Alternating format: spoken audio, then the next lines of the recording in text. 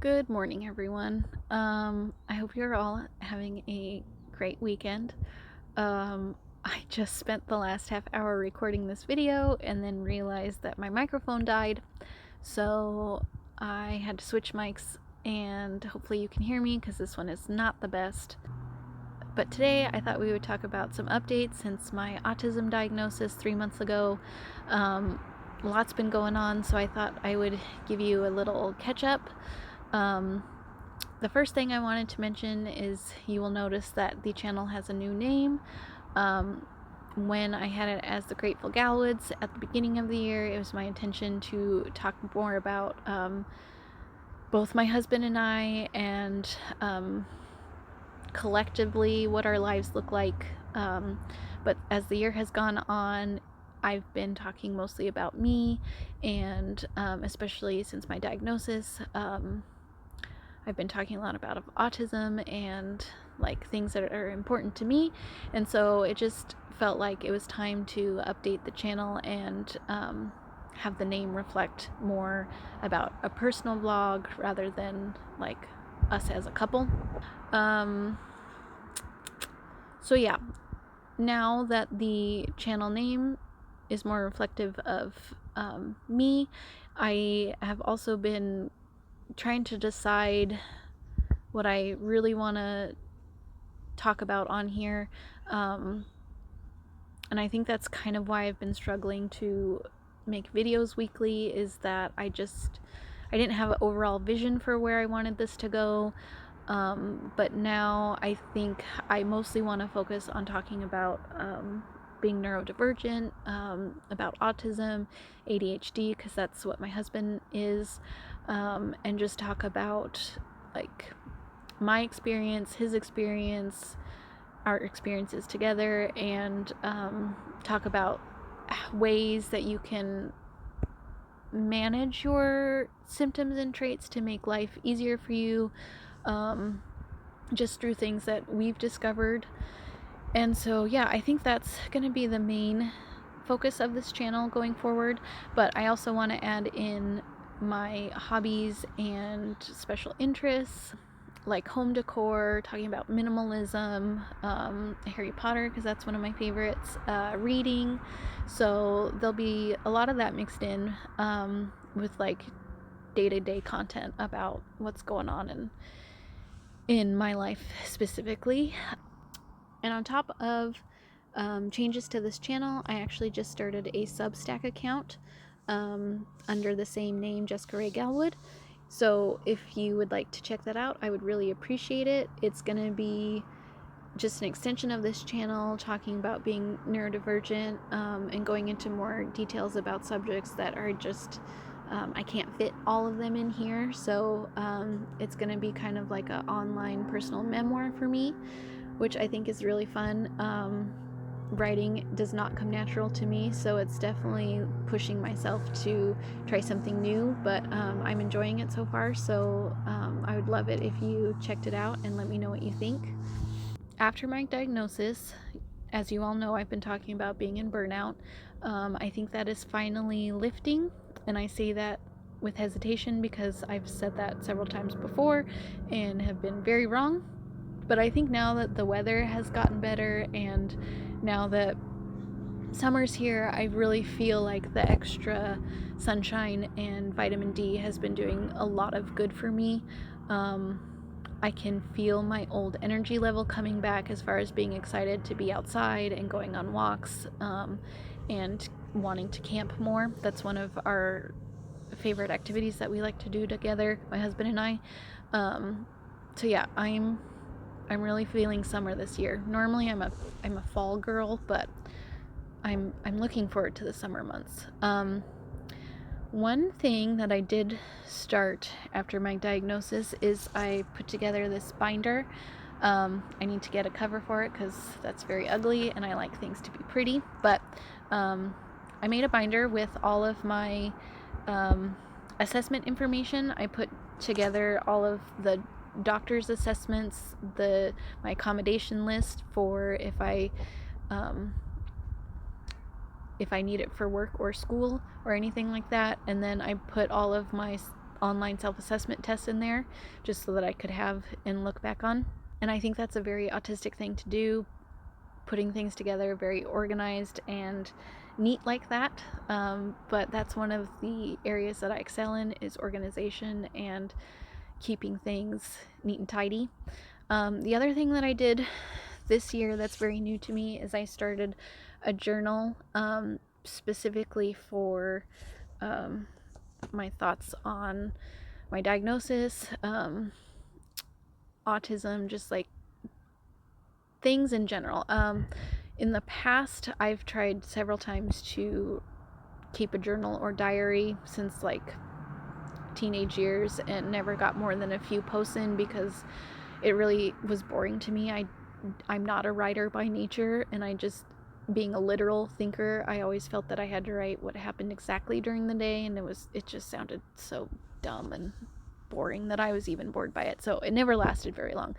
But this time, I'm not giving myself any pressure to write daily or even weekly. It's just when something significant happens or random thoughts that I want to get down, I put them in there, or I'm making like lists of my favorite things, or just whatever. But it's helping me process and just kind of keep track of things I don't want to forget. And it's a good way to like look back at my thoughts and digest information. So that's been good. Right after my diagnosis, I met with my boss to talk about just what I was going through and potential work accommodations. And I think it was like literally the day after I got my assessment, but we were doing our yearly reviews at work, so it was like a good time to bring it up. And she was very, very supportive, very accommodating.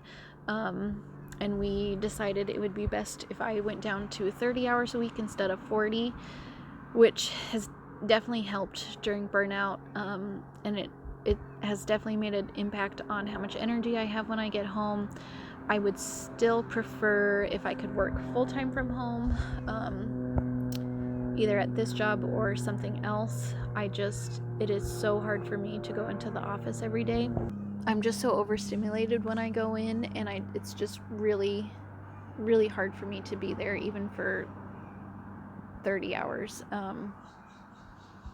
So I'm still struggling through that. That's probably my biggest struggle at the moment, is figuring out what to do with work. I'd love to work from home and eventually work for myself and set my own schedule and hours, but I know that that's going to take time, and it's not just like can happen overnight thing. But I am searching. The other thing that happened recently is we just got back from a family trip to Idaho to see my side of the family, and I knew it was going to be difficult. Just in general, it's hard because I don't really see eye to eye on a lot of things that the rest of my family does. I have different political views, I have different life views, I have just different priorities. But then being in burnout and being on the other side of my diagnosis, it was a really hard trip, and it was really hard to talk to my family about things I was going through because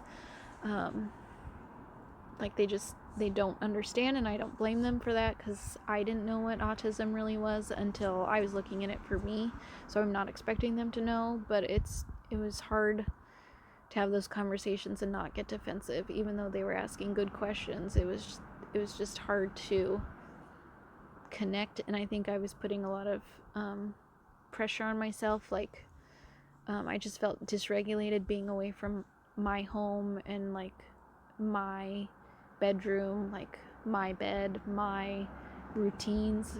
All of that was interrupted, so I was having a really hard time with that. And then just on top of like wanting to connect with them but not knowing how, that was hard.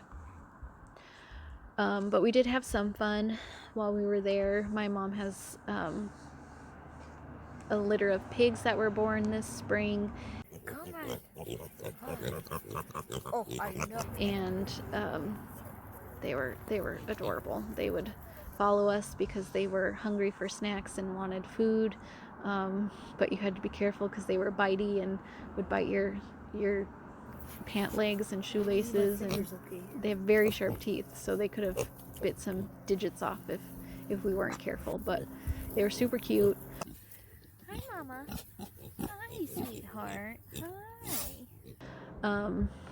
I'm glad we're back from that, and my family's coming to visit us this fall, which I think will be better because I will be in my own safe space, so it'll be a little bit easier for me. And then I really haven't told a whole lot of people about being autistic, which is kind of funny since I have a whole channel about it. But I'm only telling people that I really trust won't judge me.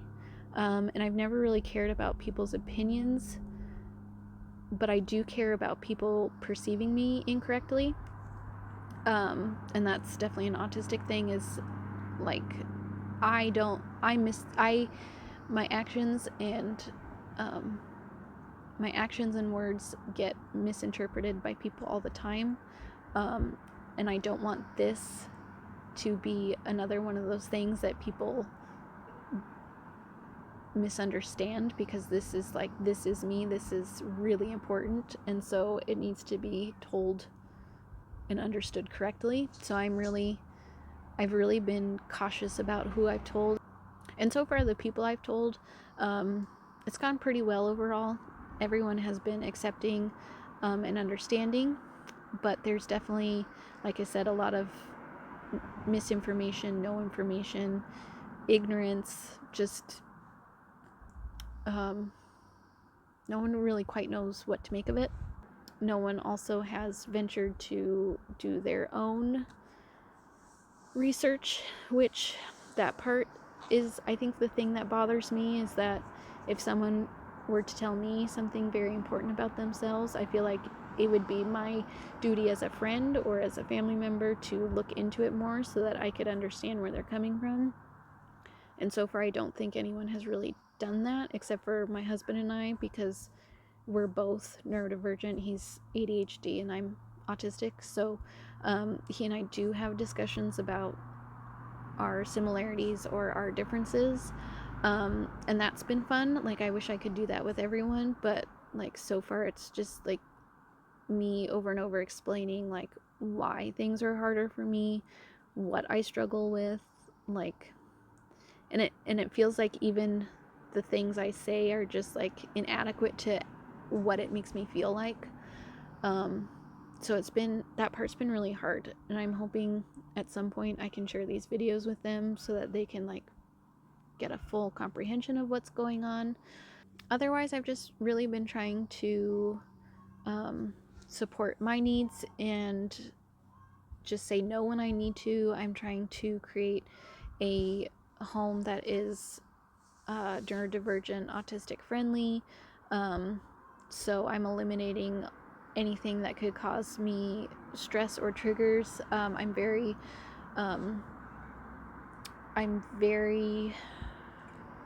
I get overstimulated easy. So we've removed a lot of the scents from the homes, like candles, hairspray, perfume, body sprays, anything that could irritate me. Also have been using a lot of different type of lighting so that it's dimmable and you can create low lighting, because a lot of overhead light is just too much for me. And just trying to be like a quiet, peaceful environment, which is kind of hard living with someone who has ADHD, because my husband is a sensory seeker and likes to play loud music. He likes to play the guitar. He likes to sing. He likes to watch podcasts out loud, listen to TV loudly. So we kind of have to work around each other, but so far it's going really well, especially since we both kind of know what each other's needs are. We can like work together so that we both feel like we're being respected. And then just like setting boundaries at work. I'm trying to take things off my plate that stress me out. or if it doesn't have to do with my job description or my department, I will usually pass it off to someone else because I shouldn't be doing those things to begin with. So I've just really been trying to create a less stressful life and being more compassionate for myself. I used to overwork myself so much. I would wake up from crack of dawn and work 12, 15 hours straight with hardly any food or breaks and feel like I was behind and that I was a failure, and then I would try and do it all again and again and again every day. But now I am trying to do as little as possible, and it feels really good. I feel my old energy levels coming back. I'm enjoying my old hobbies of reading and just relaxing. I'm finally getting out and enjoying the sunny weather and going on walks with our dog and hikes as a family. Hopefully, we'll get some camping in the summer. We're just trying to create a more sustainable lifestyle so that we don't run into burnout as often. I was talking to a friend earlier in the week and I was telling her about my diagnosis, and I was telling her, like, I don't know how I was so busy. Like, I don't know how I fit all that stuff in every single day. And she was like, I don't know how you did it either, because she's very active and has lots of hobbies. And she was like, even as busy as I thought I was, like, I never felt like I could keep up with you. And I I don't know how I did it all those years, except that it was not healthy and I burned out several times, and now I know why. It wasn't it wasn't a sustainable lifestyle for me. So I'm really trying to just rediscover myself, rediscover what brings me peace, rediscover what energizes me, and only keeping the positive things in my life. So it's been good. I've been reading a lot of books on autism and neurodivergence, which I will share in another video soon. I've also been following a lot of other creators on both YouTube and Instagram that are really insightful. It helps me learn about autism in general, but it also helps me reflect on things that I had forgotten I do, or like, oh yeah, I think I do something similar. Like, it's very fun to like watch other creators and be able to connect with them, because I feel like before I never had anyone that I related to. I just thought I had really odd characteristics and traits that I shouldn't talk about because, like, no one did those things. But now I do know people do those things. They're just autistic like me. So it's been good. One other thing that I've been noticing that cracks me up lately is I've been having some regression of skill sets, and this can happen to autistic individuals even when you're not in burnout. Just things that you've always been able to do or come naturally to you, or maybe not naturally but just easy, you just sometimes can't do anymore. And so for me, it's shown up in two ways. One is, I think I can't remember. I'll put it on the screen once I think about it, but it's like restrictive food intake disorder, where you just have,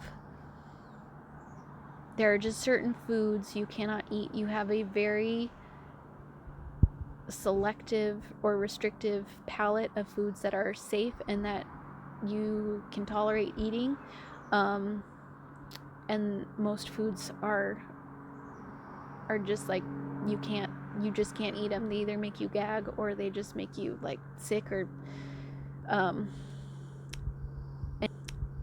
and I personally have not usually had issues with this. There are definitely foods that I avoid because I do not like them, but I'm usually not like a full, there aren't too many foods where I like totally avoid, and I've never felt that I had like a food intake disorder where I just couldn't eat based on like taste and texture. But recently I've definitely been noticing I have been becoming a lot more picky with the food I eat. there are certain foods that I just can't do, like celery. And my husband made this delicious looking celery soup the other night, and I took 2 bites of it, and I had to politely say, I'm sorry, I can't eat this, which that's odd for me because I don't like to normally waste food. Usually I will just eat it, and it might not be my favorite, but like I'll still eat it. But I couldn't do it, and we had just talked about how I don't like celery like the day before, and that because and that he would have to eat the celery by himself because I don't want it. And then he made celery soup for us, and he really liked it, and it was a good base, but I don't like the texture of celery, cooked or uncooked. It's just, I can't do it. And then there's been certain dishes that we've like collaborated on together, what recipes we're gonna make for the week, and my husband likes to experiment a lot and trade out ingredients, so he's been really proud of, I started with this recipe, but then I experimented and added these things instead. And then I can't eat it because I was really looking forward to the original recipe just as it is with the ingredients that were listed on it, and I just if I was in burnout, it would probably make me burst into tears. Like, it's just one of those things that you look forward to. You are like, it's safe food, you know what to expect, and then it's nothing like you talked about, and it's just not what you needed or wanted in the moment. But yeah, and he's a very good cook, and I really appreciate him making these dishes. It's just I can't eat some of them. So I've been dealing with that, and I'm trying to be polite because I don't want to hurt his feelings, because I really do appreciate the time and effort he put in to make these things. But I think I'm gonna have to be more clear about, I really can't change ingredients up at this time. Like, it's hard for me. And then the other thing that I've been struggling with is talking to strangers, especially when I'm with my husband, because normally I'm the one who will like take the lead and say, hey, we are here for this, can you help us? And my husband, he never wants to come across as a dominant man who is in charge, and so he usually likes me to take the lead in order for us, or ask the questions, and he'll hang back. But lately he won't say anything because he's expecting me to take the lead, and I don't say anything because I don't want to take the lead. So then we're both just standing there super awkwardly, and it's just one of those things. And then if I do have to be the one to speak up, I stumble over my words, and it comes out completely different than what I wanted it to, and it's very interesting. And yeah, and it's not that, I don't know, I told someone I can't people anymore. I just need some introvert alone time, but then when it comes to interacting with strangers, I can't do it. So anyways, that's what's been going on here. This weekend we are gonna go pick some blueberries because I think the blueberry patch is ready, and we want to make some homemade jam, because that was one of our goals this year, is to make more food from scratch and kind of be more homesteaders, even though we don't have property or a garden, but we want to slowly build our skills. And so we thought we'd start with jam because they'd make good Christmas presents later on as well. So I think we're off to do that in a little bit, and then I think I might do a little bit of gardening. We bought one flower that I need to repot for the hummingbirds, and yeah, I think we're gonna take it easy. But later this month we've got a couple trips planned. our 7-year anniversary is coming up, so we're going to go to the coast for a few days, and I'm really looking forward to that. We're going to stay in a hotel instead of camping, which will be nice. But we are going to take our Coleman stove so that we can make our own food in the parking lot, because that's what we do. And then, yeah, then we have a couple camping trips planned for later this summer. We don't have too many planned. Normally we are gone like every other week during the summer camping or hiking, but I think we needed a break this year just with everything going on in our personal lives. And I'm also really trying to declutter the house because that has been giving me so much anxiety, just thinking about how much stuff we've accumulated. And that's kind of prompted the reason why I've been dabbling in minimalism, is just because I've just felt so overwhelmed with our stuff. And the process of purging has actually done so much good as far as my mental health and anxiety, as well as I'm realizing that it's like a good management tool for being autistic and getting rid of like extra stimulants. So I think next week I will finally show you guys the wardrobe update, because I finally finished that for the most part. And then yeah, I'm gonna continue to declutter and kind of give you tours room by room after I finish. But I'm also trying not to be obsessive about it, because I still want to get out and enjoy life, and I don't want to spend every single weekend cleaning and purging if I don't have to. So I'm trying to find a nice balance of like doing nothing and then going outside, and then also working on our home projects. So I think this weekend is going to be just a fun kind of do nothing weekend, and then next weekend I'll get a little bit more done. Thank you for being here, and I will see you all next week.